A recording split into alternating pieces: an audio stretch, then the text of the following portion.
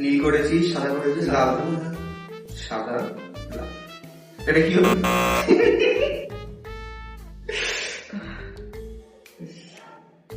লাল, এটা ঠিক আছে। কি বলছিস?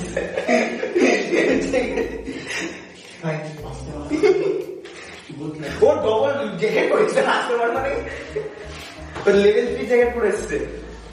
এস্টোনিয়া ওরে বাবা, এবার তো প্রথমবার দেশটা দেখছি। দেশটা ওদের বাংলাদেশের পাশে।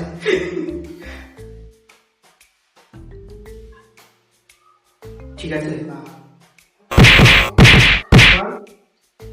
যেমন করে মানে ঠিক আছে।